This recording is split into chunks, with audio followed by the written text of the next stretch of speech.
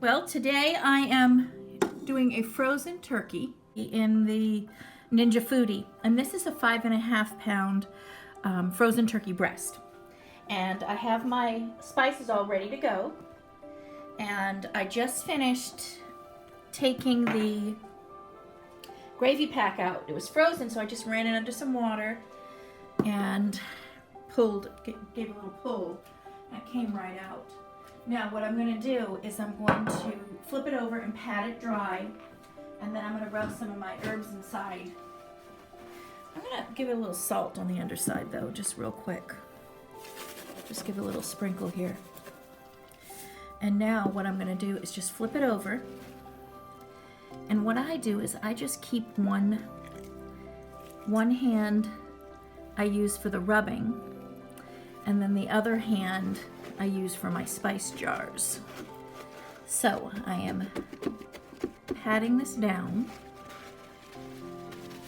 and I'm going to put a little bit of oil on top here. This just helps have the spices stick a little bit on the top here. So I'm just going to rub that in a little. And now I'm going to sprinkle. I'm going to do some garlic powder. And I want to get it on my sides in here. Let me get it inside here too. Under the skin. A little bit of garlic powder. And then I'm sprinkling some sage.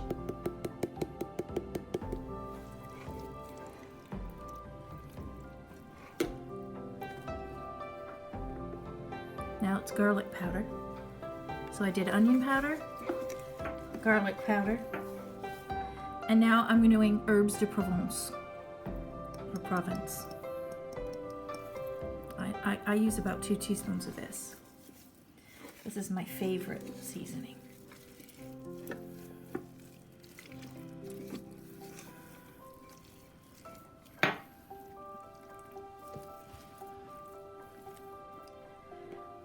I've got the sage. I'm going to add a little bit more sage here.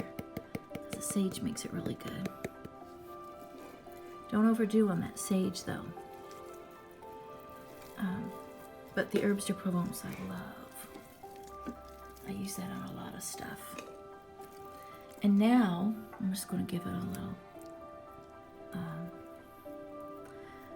a little shake on the top here. And now what I'm going to do is I'm going to do some salt.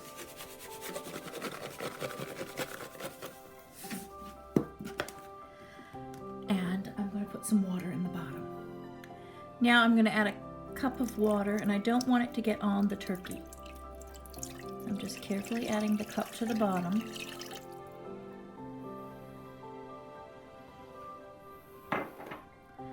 And now it's ready. I want to make sure I don't get anything in here. I don't want any loose spices. And now I have some sprigs of rosemary. And I'm just going to break these up. Fresh rosemary.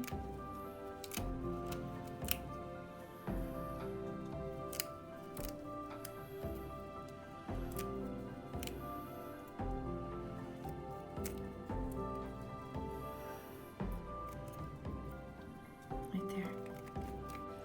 Now I'm going to add my pressure cooker. I'm going to check and make sure all the vents are working here.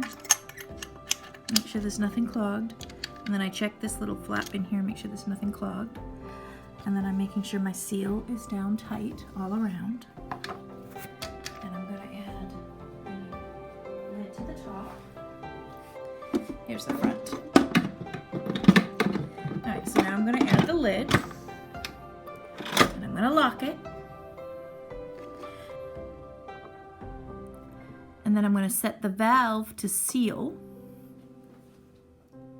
I'm going to turn on the machine. I'm getting a little glare from my chandelier here. And I'm going to set the pressure. I want the pressure on high. And I'm going to do cook time. I'm going to hold it so it goes faster. I want it to go 50. So press and hold and it'll jump quick. I'm setting it to 50. Let's see. Here it is. And then I'm going to hit start. And now it's running. It's going to pressurize. And then it'll pressure cook for 50 minutes.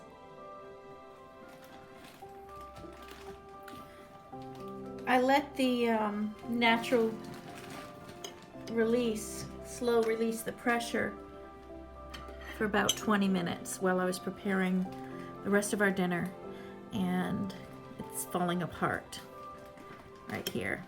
So I'm going to show you. I'm going to go ahead and slice them. Slice it up here. And if you want, you can crisp it too. And I'm not putting it on the air crisper because we're just using this for sandwiches. Ooh, the steam's coming right out of here. So I didn't crisp the outer edge. But if you're going to serve it like for turkey dinner, you might want to crisp it for 3 minutes or so. The skin. But there you have it.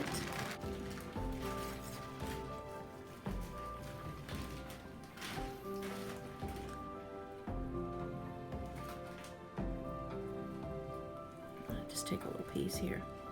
And ooh, it's super hot, but it's really moist. Very moist. And that's a simple way of cooking a turkey.